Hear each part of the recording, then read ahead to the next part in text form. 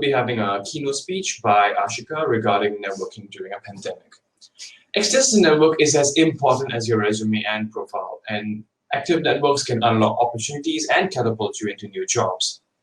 Today, IE Business School is here to help with exactly that, with methods to attending events like these and so much more. Ashika is the Associate Director of Southeast Asia at IE Business School. With over 10 years of experience in education, Ashika currently leads IE University's efforts in Southeast Asia to attract the brightest talent in the region. She is passionate about nurturing talent and the evolving nature of work in the post-COVID world. Before we invite our guest speaker, I'd like to remind you all that we will have some time for Q&A at the end of the session. So if you have any questions along the way, please type in the question under the Q&A tab. If your question has already been posted, please just upvote the question. We will address the question shortly after the presentation has finished so that the session can run smoothly.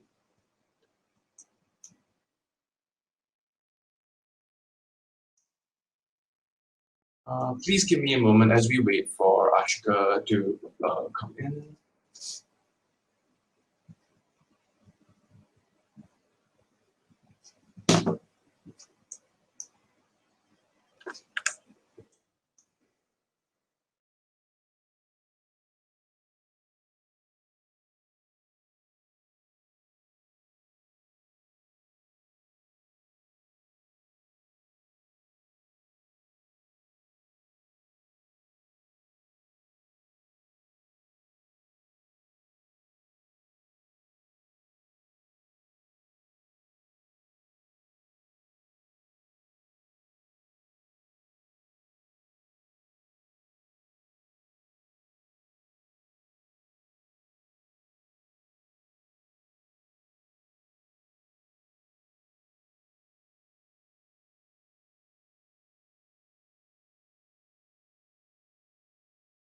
Anywhere as we wait for the speaker to arrive, she'll be arriving shortly. Thank you for your patience.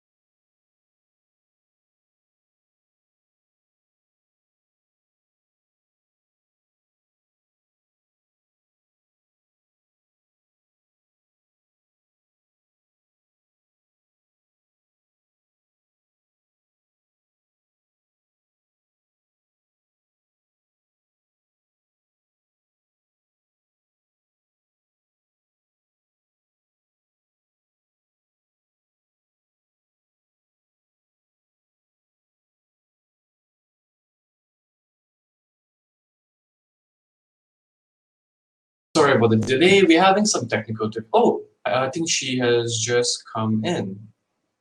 All right. She's okay. We will be starting very, very shortly. Please give her a moment because I think the Bevy platform is being a little high. Hi everyone, sorry about the delay. I had some issues with the Bevy platform.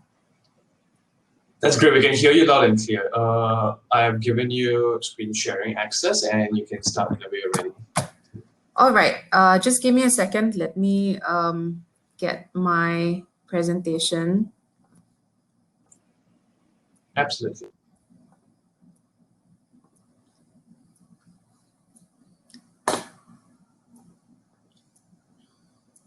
Okay, are you able to see my screen?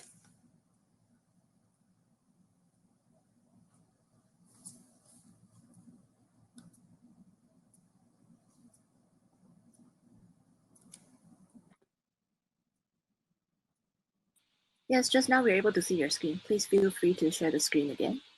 Okay.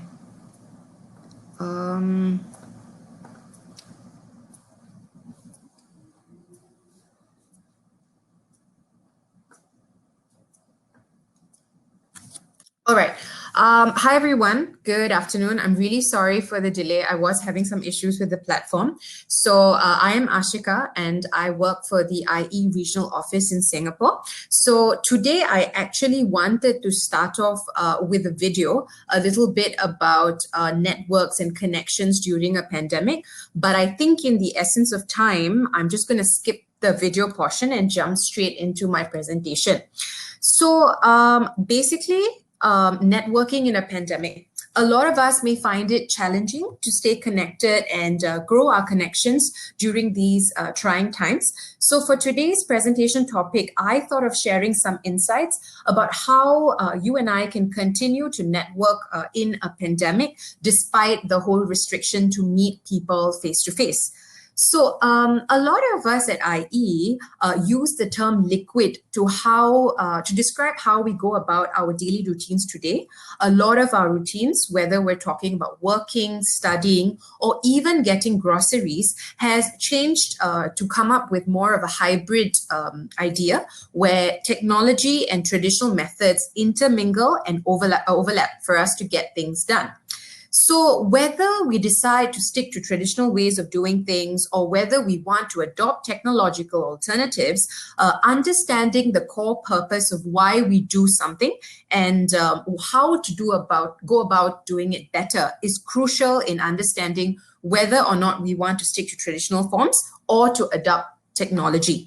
So when it comes to networking, okay, let's talk a little bit about how we used to traditionally network and how we can continue to network in today's liquid world. So a good starting point to talk about how to network, whether it's in a pandemic or face-to-face, is to relook at the fact as to why we network in the first place. So to understand this, I did an informal poll on LinkedIn not too long ago, and amongst my connections at least, developing relationships seemed to be the most compelling reason why people decide to network. So when we're talking about developing relationships and networking, I want you to think long-term. Okay, it's a long-term strategy that is continuous and not something that comes with an on-off button. So why should I build networks? Why should I network? I think a lot of us are familiar with this idea of the 6 degrees of separation. So that's when everyone on an average is about 6 or fewer social connections away from each other. So for all you know, you could actually be closer to the hirer from the company of your dreams than you actually imagine. So for all you know, Bill Gates will actually probably be 6 degrees of separation or lesser from you. So when we talk about networking and building connections, I think the most important thing to have at the back of your mind is the saying that no man is an island. For many individuals that have succeeded in their career, the causes have largely been contributed to the strong networking channels that they have created over time. Now I'm going to share a few reasons why I believe networking should be an important agenda in pursuing your professional strategy if you truly want to build a strong career. So first things first, networking makes you prominent. It puts you on the radar. And when you stand out in both your expertise and what you have to offer, it creates room for potential opportunities and connections which can help you build your career.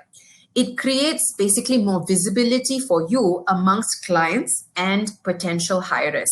So one good thing about networking is that it puts you on the radar. Secondly, networking gives you a platform or an opportunity to share information, update yourself, and understand new trends in the industry. So when you put yourself in a situation where you're discussing with peers about how to go about your trade, these people who are already in your industry can give you ideas to instill best practices or even correct the current way that you're pursuing certain things. So it actually can be a very good opportunity for you to bounce ideas on how better to go about your trade or the industry that you're in. In addition to that, this exchange of ideas can also help you recalibrate your current professional strategy and chart a roadmap on how other people with similar interests or positions have attained their present height.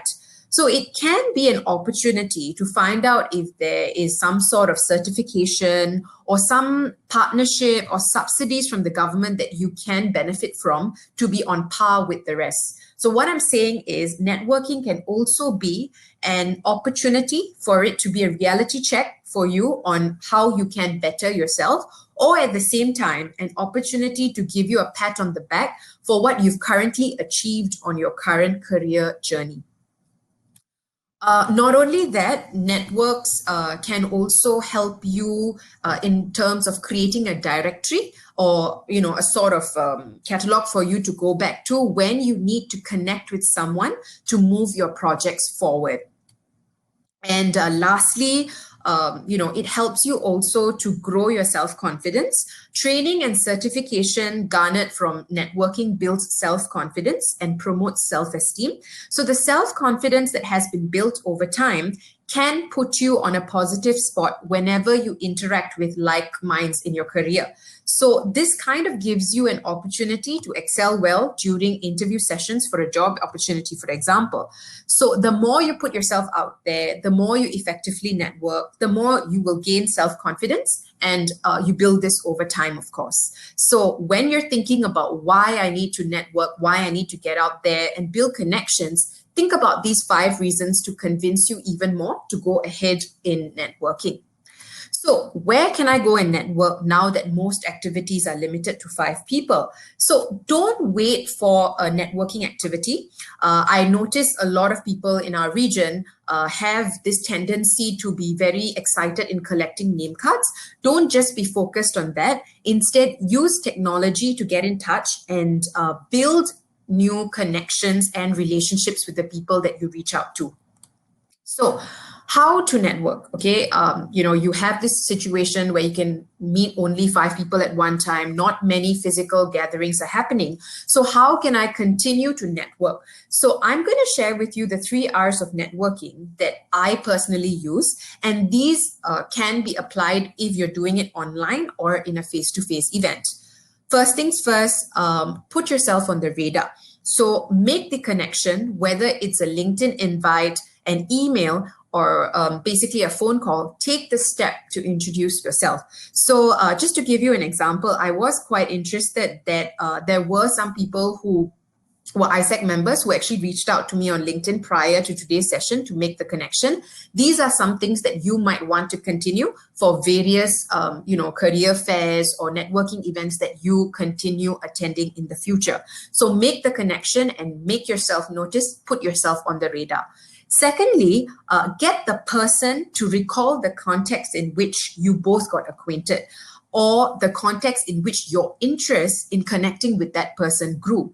So for example, you can bring their attention to a conversation that you had or an event that you both attended just to create a context for the both of you to spark a conversation. Lastly, reward your contact with information. It doesn't have to be a grand piece of information. Something as simple as a unique web link or a video in a subject matter of interest that both of you share is sufficient. So try and reward your contact with information. So these are basically the 3 R's of networking you might want to keep in mind when you decide to embark on your journey to start networking. So networking, how do you go about it? Of course, there isn't a rule book or a guidebook to tell you, do this and do that. But I wanted to share some general do's and don'ts of networking that I've collected based on the feedback gathered from various IE community events. So first things first, be authentic. Okay, share your work and activities as they are and don't aggressively upsell yourself. I mean, it's very natural for people who want to put their best foot forward when they're approaching a new connection. But if you're just going to focus on your achievements and all that, it will, risk you seeming like a brag. So try to present yourself, present your work and your activities as they are and don't aggressively upsell yourself.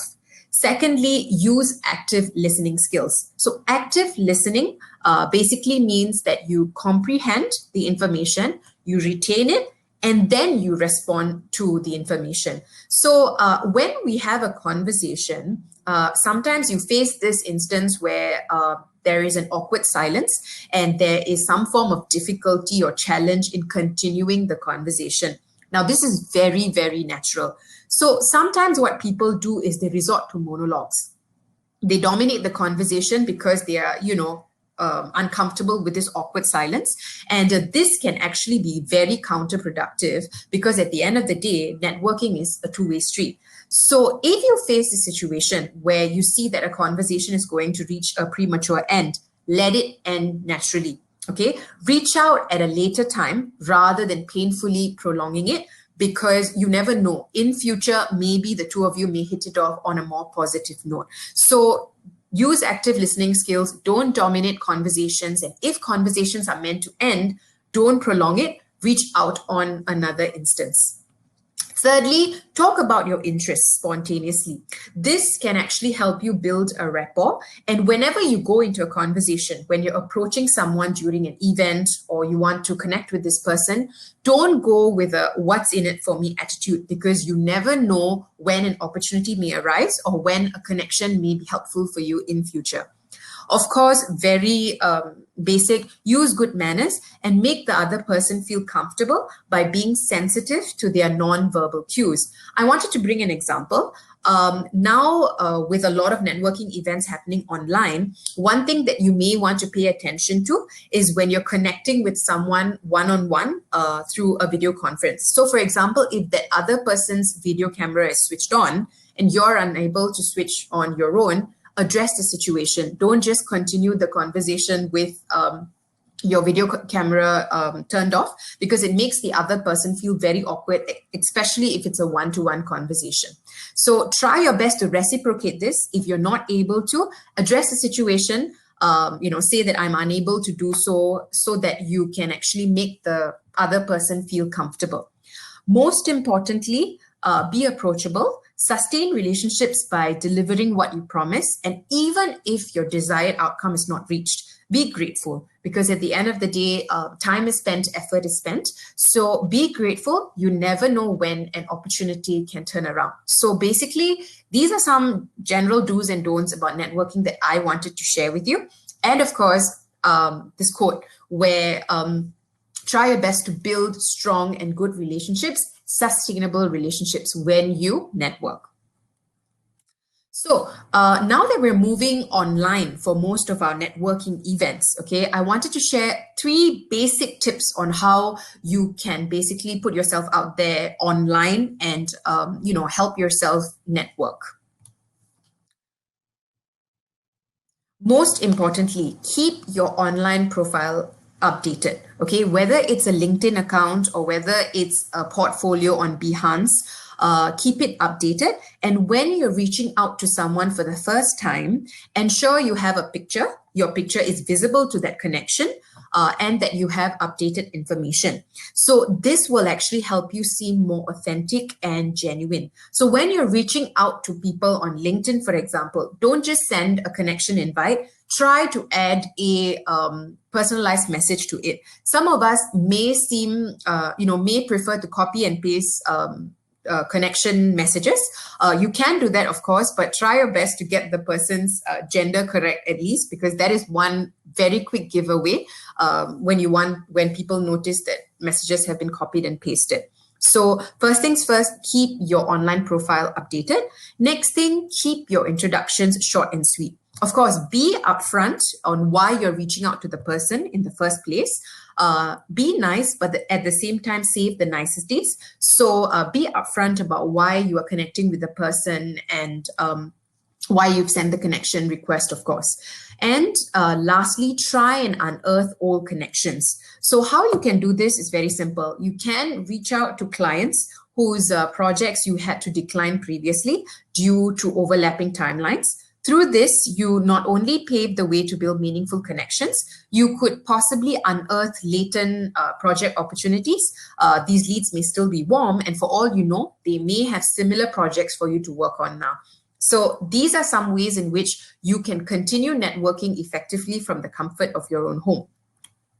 So of course, putting yourself on the radar is one of the most important things about networking.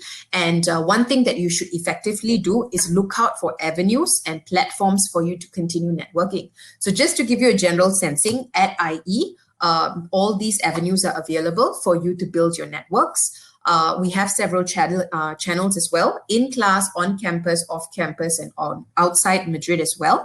So most of our activities benefit both full-time students and part-time students who are not studying on campus. So in addition to this, you get an access to a network with instant global exposure with many nationalities and people from different companies as well. And people from different industries as well. So it's very important to ensure that you have a platform where you can meet people from diverse backgrounds, not just nationality, but also function as well, so that you can learn about different industries and the different functions, different job functions as well. So here are some ways that you can actually build a diverse network, and I'll share more details with you during our afternoon session. So I've come to the end of my presentation and I want to leave some time for questions as well. But before I leave it for questions, I'd just like to reiterate 3 takeaways. So when you are networking, always remember to be proactive, be genuine, and at the same time, be seen. The most important thing is to put yourself on the radar. So always join online events or reach out to people to make sure that you're seen. And if you'd like to find out more about how IE can help you be seen and chart your career, these are the various things that are happening this afternoon. You can join us for these sessions then. Okay, I've reached the end of my presentation. I'm happy to take questions now.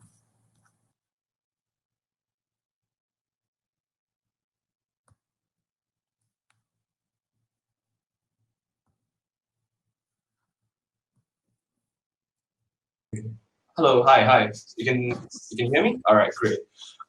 Thank you so much for your presentation. We have one question in right now, and they're asking, in your opinion, when we are reaching out to people on LinkedIn, should we straight ask our questions after self-introduction, or should we ask for permission to ask further questions?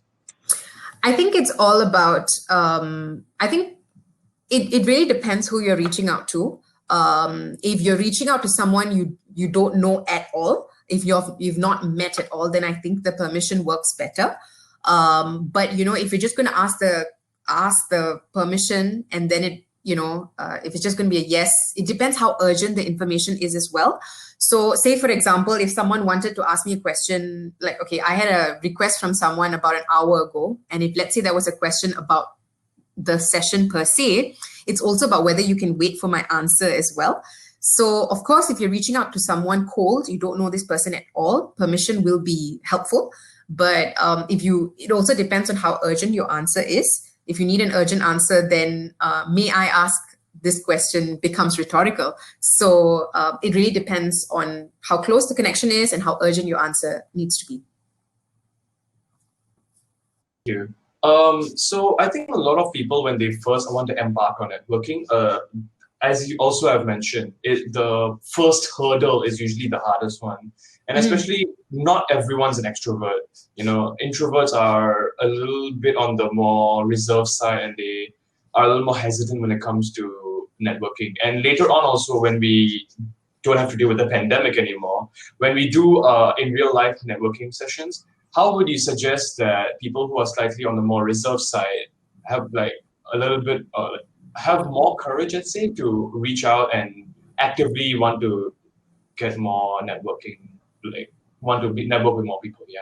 Okay, so I mean, definitely everyone is hesitant to network. Okay, it's basically, you know, self-preservation is the basic thing in Maslow's hierarchy of needs. So you know, being shy or hesitant to network is a very natural thing. But what I personally find helpful is when I go to an event, I basically, you know, have a profile that I want to meet. And I usually do some research on what the person has been doing in the industry and whatnot. So I prepare, you know, general questions to ask that person about his research or his experience. So like, for example, if let's say I was going to approach myself if assuming this career care was face-to-face, I would, you know, prepare some questions about, say, you know, how did you network, or how do you find, how did you build your connections in LinkedIn or something like that? So try and come up with some pre-prepared questions that are, of course, a little general, so that you yourself don't put pressure on yourself to come up with an interesting question, and at the same time, you know, pluck the courage to speak to that person. And my biggest advice is let conversations end if you find it difficult to continue the conversation. I have seen people who try very hard to continue a conversation, and sometimes, you know, if the conversation is meant to end, just end it and then reach out at a later date. But surprisingly, during the pandemic, I think introverts, it's kind of working to the advantage of introverts. You know, it is, of course, most of us tend to be keyboard warriors, so it's much easier to communicate or put your views across when you're typing it versus thinking real time and speaking to the person. So definitely the pandemic is helpful in a way to introverts, whether it's giving a presentation or reaching out to a person, because, you know, you have that so-called filter of your laptop or your device. Yeah. All right. I think we do one more question before we head on to our feedback form. With regards to LinkedIn, what are some key elements that we should showcase or display on our profiles? Okay, so first things first, keep your profile updated. So whether it's a certification that you're recently doing or a language that you're taking, keep that all updated as well. Make sure that your LinkedIn, the story that you're trying to tell on LinkedIn is basically, it's coherent. So make sure that, you know, your experiences are coherent, your timings, you get it right. Because, you know, people are forming an impression of you when they look at your LinkedIn. So I always tell the students who are applying that your LinkedIn is the story that you want to tell your professional world. So make sure that, you know, whatever is on LinkedIn helps you sell your trade and your expertise. So keep it updated. That's firstly. Try and add links to your job scope or projects that you've been doing, so that if people want to find out more about what you're doing, they have the benefit to click a link or a video to find out more. Of course, use a relevant photograph, a professional photograph. Try not to use selfies on your LinkedIn profile. It is a professional platform, so be careful about the information or the images that you put on your LinkedIn profile. All right, that's actually really, really insightful. I think our upcoming speakers aren't ready yet because of their some microphone issues. So it's okay to take a few more questions before we call it. All right. Abdul asks, if someone wants to go deeper in networking and they mean network management at a regional level, how to manage the network, and what do you recommend for advanced networking? Okay, so when we talk about networking, I always look at it 2 points of view. One is making the connection, and another one is building the connection. So, since in my role we have a lot of building networks regionally, I think when you want to make connections in the regional level, firstly, put yourself in organizations that will help you build the network. So, for example, say if you're a university student and you're interested in, say, corporate social responsibilities, try and join like groups or clubs and societies that are within the region to put you on the radar in the first place so that people with similar interests can connect with you. Secondly, it's building the network. So how do you continue to build that friendship, build that relationship? The easiest way to do that is to share information. Another thing, it will be helpful if you're able to speak the local language as well. So like, for example, I work for a Spanish school and I took the initiative to take Spanish, although it's not required for my job. It's easier. And sometimes it also breaks the level of formality when you're able to speak in a language that relates to them as well. So that's another thing that you can do. Pick up a language that they're comfortable with, and of course, understand certain cultural norms. That's very important. In certain cultures, they are less deadline, timeline oriented. They pay more attention to building relationships before they get work done. So try and be sensitive to cultural cues as well. I remember when we started this whole online meetings and learning, some of my colleagues in the Latin American office would, so-called get taken aback if you don't switch on the video. They have a saying that says, your eyes are the windows to your soul or something. So they want to see your face when you have a conversation. So try and get all of that sorted out as well. And I also brought up during my presentation, if you're having a one-to-one meeting and the other person's camera is on, try and reciprocate. It's very uncomfortable to have a one-to-one conversation when your camera is on and the other person's is not, and the person isn't even addressing it. It's really like speaking to a person and turning your back to them. So try and address it at least, even if you can't turn on your webcam. So these are some tips that you can do if you want to build your networks in the region. All right, thank you so much. I know there's some questions I wasn't able to take. I'm so sorry about that, but you guys can contact Ashika directly. She has put her, if I'm not wrong, her LinkedIn in her slides, and we will put it in the chat later. Thank you so much for your sure, thank you. Speech. And sorry for my late arrival. Don't worry about it. It's all right. Technical difficulties is normal. So all right, thank you. Yeah. All right. See you in the afternoon. Bye.